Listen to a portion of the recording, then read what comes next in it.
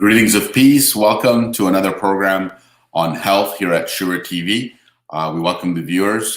Today is Tuesday, March 2nd, 2021, and we are looking forward to spring coming up, March 21st, a few more days. We hope you and your families are doing well and that everything is going good for you and you're keeping yourself and your families healthy, and that hopefully you and your families are staying safe with the coronavirus that's going on. The good news is another vaccine got approved, Johnson & Johnson. It's a one dose. It will be coming out shortly into the public sphere for utilization. Keep yourself safe and, wear your masks when you're outside. And when you're outside, do try to social distance and keep yourself clean and wash your hands often. We want to get ahead of this coronavirus and decrease all the numbers so that things can go back to something of a normal life. Hope you're all doing well. Today, our topic is autism and different spectrum disorders, and we wanted to discuss these things because it is sort of a hot topic in the health atmosphere, specifically to do with adolescents and children. In the last few years, we've seen a huge number of incidents in terms of diagnosis, as well as the prevalence of autism and more diagnosis of autism in children. And I think it's like 1 in 50 in the US, approximately those numbers. And it's been puzzling to all the research scientists, wondering why this has become such a large diagnosis and the incidence has gone up. And we wanted to kind of shed some light on what, autism spectrum disorder is, and how to recognize it, and how to, deal with individuals that might be struggling with this diagnosis or this problem, and ways to cope with it, as well as to go through some of the symptoms and signs, and to see exactly where autism fits with these other neurodegenerative pathologies that exist. Before, a lot of the white papers tell us that prior to the 1980s and mid-1980s, a lot of the autistic diagnoses were related to attention deficit hyperactivity disorder, ADDH, and a lot of the diagnosis would go that way. And in experience, you would just see, young boys, which is the prevalent people that get autism are boys, 4 times more than females. You would see, rambunctious boys just, misbehaving with high energy and really, not focusing on a single aspect of, not being able to sit still. And so these children were all typically diagnosed with attention deficit disorder, ADD, or ADHD as they call it now. But autism itself, it is something where the word autism itself means, your auto comes from auto, which is self. So basically you're self-isolated from a social setting, and that's why they call it autism, because you're sort of isolated. So that's where the word comes from, or the name itself, from social settings, and there's different language developmental milestones that aren't reached. So in the course of normal human development and behavior, everyone has common milestones, and there's certain things that your pediatrician and your doctors will always check on your children when you take them in, and they'll say, oh, they've reached this milestone in terms of their weight, their height, and their functionality in terms of, oh, they're saying 2 words, 3 words, 4 words, and they're developing along that scale. So when that development is deficient and they don't see that, then, they begin to, wonder what's going on. Is it something that, is it a pathology? Is there something further to look into. So looking at autism here from the diagram that we have, this is the criteria from the DSM-5. And basically autism, if you look at it right in the center, the spectrum disorder, it's a cluster of 4 different things that have, prior to 2013, were all together in terms of the diagnosis. But if you look at it, it's between these characteristics of, social impairment, intellectual disability, communication deficits, repetitive behaviors, and restricted interests, very specific interests typically. And then, of course, you get the, social anxiety, and some people have elements of OCD and ADHD, as well as aggression. And if you go to the broader spectrum, there's language disorders, as well as sleep disturbance, a lot of motor problems, immune dysfunction, lack of immune development, and then also gastrointestinal dysfunction. This is basically a cluster of things that can be seen. And what needs to happen is, if you see any of these types of issues in your child or in your adolescent, then you want to get them assessed, because when you get them assessed, then the medical professional or the psychologist can actually go through these symptoms and look at them and kind of organize them, because they're all over the place. Many people have multiple symptoms, and you can't really get a diagnosis unless you go through with a professional, so they can actually identify the specific patterns of behavior, maybe the lack of communication skills, maybe the lack of language development, maybe there's an intellectual inability. On the other hand, there is Asperger's, where it's a high functioning autism, because it doesn't involve the language and the intellectual disabilities or deficiencies. So a lot of people have, in lay terms, they think that people that have autism, they think of the Rain Man and the savant, where they're very, intellectually capable in one area and they have deficits in another. That's only in 10% of the cases, and the 10% of the people that suffer for autism. In general, autistic disorders and individuals suffering from them are normal people that are living their life and trying to get by. And the challenges that exist are existing because they haven't had that therapy, or they need more therapy to get to those proper developmental milestones and get over it. These are some related, this diagram shows us some related issues that can fall under the same spectrum disorder. So, the specific learning abilities, we mentioned ADHD, also anxiety, and then we have repetitive movements with, some people have Tourette's, that's the extreme of it, but then some people have repetitive movements with flapping, rocking, crepe. The other thing that they do is they get a fixation on a certain, for example, if you have a car, a toy car, there'll be a fixation on the tires of the car, not specifically the whole thing.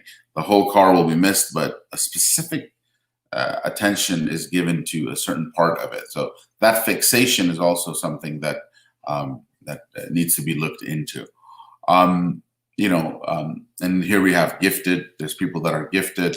They have some OCD symptoms and signs that we can see. And then sensory integration disorders, auditory processing, verbal and social cues are another thing that typically you'll see with people suffering from autism. You'll see that, there's no emotionally, the mother might be crying because of something, and that person doesn't register that. There's that emotional intelligence isn't there to really try to feed off of the signals that you get, body language, whether it's verbal or it's just, the body language of someone you're sitting with, that doesn't register. And when it doesn't register, then, there's a social dysfunction, and people say there's lack of social normality. So that's what leads to that situation. Lack of eye contact. These things are we'll discuss in the next slides that we have, but there are certain symptoms that we see. So here we have the dark blue is the core autism symptoms, which again, social deficits, repetitive behaviors, and language impairment. There's also in 20 to 25% of people who suffer from autism, there's epileptic seizures. They have an association with seizures, and they put them on seizure medications. But those are the core autism symptoms. Repetitive behavior, social deficits, and language impairment. Intellectual disability is present in some, not all. And then there's 10%. There's intellectual. The savant or the intellectual advanced in a specific thing. They might be very good at math. They might remember certain things that happened like 5-6 years ago, and they have that memory where they recall that very well. And that's it'll be surprising to the common layperson. Oh wow, how did you remember all that? And then we have the associated neurological issues. Number one, attention, hyperactivity. Some might exhibit anxiety, mood disturbances. Some might have tantrums and get a little violent depending on the situation. And then also, most often than not, there's always sleep pattern disturbances.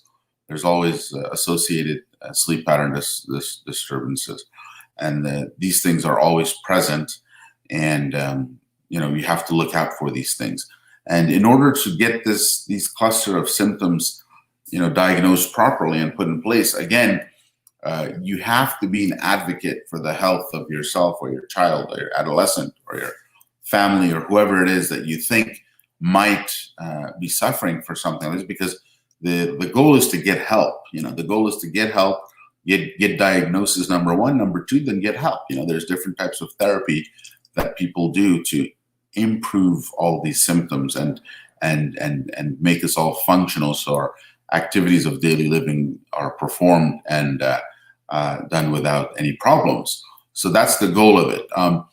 Currently, in the U.S., in terms of the causes of autism, they're attributing 15% to genetics, and they're saying there might be 75 to 80% environmental. This debate goes on and will go on until we have some hard evidence, which we don't. From the papers that I read, there's no causative issue that they can point to and say this causes autism spectrum disorders. It could be environmental, it could be genetic, it could be a combination. What they've associated it to so far is if there's advanced maternal and paternal age, older parents, they see a higher occurrence in older parents, and things like this, but nothing solid. Before with vaccines and things like that, there was a lot of rumors and a lot of innuendos about vaccines causing autism. There's been, literally thousands of studies on different vaccines, and none of them have been associated with causing autism. So that's a misnomer. So don't fall for that. So the prevalence has increased. We see an increase in trends, right? And this graphic shows us that the prevalence, has been increasing. So this is whether we're getting better at diagnosis and actually putting together the cluster of symptoms and organizing it and giving the autism spectrum disorder diagnosis, or it could be due to something which is actually causing increased incidence. So this has to be determined, and they're doing research, and they're trying to see what the causative relationship is, whether it's genetic or environmental or anything else, or it's the types of chemicals we put in our body. I mean, these things have sort of perplexed the medical community, and there's ongoing research that's being conducted to come up with some answers for this. The average diagnosis is at about 3.5 years old. That's when your pediatrician will start noticing these signs. And autism is found to be less in children whose mothers took prenatal vitamins during pregnancy. That's another one that I wanted to mention. So good nutrition in maternal pregnant females, you get less autistic incidence as well. Autistic children generally have exceptional visual, academic, and music skills. That has been found. So exceptional visual, academic, and musical skills. This is seen across the board. And also, in terms of disabilities, of course, 25% exhibit communication disabilities. Again, the cases because of genetic disorders, they're saying it's about 15%. Reoccurrence rates in families, it's about 20%, 1 in 5. And intellectual disabilities, it's about 40%. So that's what's, the bare numbers. And again, language impairment, social communication issues, repetitive behaviors. That's the umbrella of symptoms that need to be sort of looked further into if you see those things in your children and it's becoming a problem. And it's nothing to, a lot of people think there's a taboo or there's something that's wrong. It's neurodegenerative and behavioral. So you have to try to seek, help for these individuals, whether they're adults suffering from it or there's adolescents or children. The simple thing is, just like any other disorder, we have to kind of look at it head on and get help for these people so that they can function at an optimal level in society. I mean, that's the bottom line. That's the goal. And fortunately, here in the United States, there's many different types of therapies, and there's many different types of modalities that have helped and shown improvement in all those symptoms under the autism spectrum disorders. So I encourage you to sit with your pediatrician or your internist or your family doctor. And if you feel, you have any of these symptoms or things that you're suffering from, or a child that you might have, or if you have, a nephew, a niece, someone that you see this in, then it's better to get some type of intervention. So again, the symptoms, there's no per se official cure in the medical industry right now for autism. They'll treat the depression, they'll treat the anxiety, they'll treat the hyperactivity, but there's nothing that's curative at this point. There's a lot of research being done. Now, some strategies for coping with autism. There's behavioral treatments, like occupational therapy and relationship development intervention. Also, there's what they call family therapy, education therapy, occupational therapy, speech therapy. All these things are available, and your insurance and your providers cover this. All you have to do is be an advocate for your child so that they get the proper help that they need, or the adolescents or the adult that's suffering from it. Some people go undiagnosed, their whole life, and they have different milestone deficiencies. They have different issues that come up, and it's better to get in front of this than to let it just drag on. Also, there's support groups and credible sources of health education. As I mentioned, the medications they do symptomatic treatment. There's nothing specifically for autism. There's one other thing I'll discuss at the end of the only known effective treatment that's being researched currently at Duke University. We'll get into that. And then there's, of course, dietary changes. Gluten and dairy-free guidelines. A lot of autistic kids have shown that they have severe allergies to gluten and certain dairy products. And then also, anytime you're in doubt and you need direction, you need some type of indication on what to do and what not to do, always refer to your physician. Go to your physician, discuss it with them, have an open discussion, and let them know what's going on. That it's a very, very common diagnosis, and there's many avenues to get help. And I encourage you again to get that help.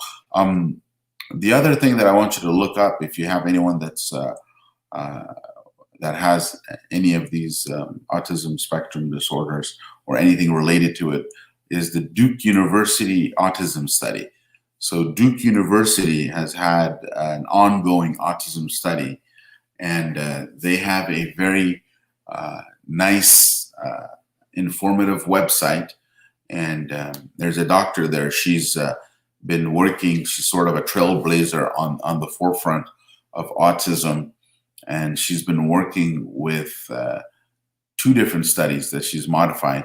And she's seeing 40 to 60% cognitive improvement, and also in the social interactions of people that get the treatment from or that have gone through her study. She's seeing very good results. And unfortunately, in the U.S. currently, it's still under research phase. But there are people that under doctor and patient privilege, they get that treatment and they get it available, because the study is now closed. You can't enroll your child or your adolescent in the study, but it's closed. But the Duke University Autism Study, if you look it up, that gives you an indication of what type of treatments are at the forefront currently. And they're looking more at cell therapy and getting a certain number of cells that decrease the inflammation in the body. And when they decrease inflammation, they've seen that these the lack of the lack of intellectual ability and the language issues, they've gotten much better. They've improved as well as cognitive functioning in the subjects that they've been testing there at Duke University. So I encourage you to look that up and read about it, and then we can post something as well in the comments of this. I'll post the link on the comments of this video so you can look it up. And then there are things to do.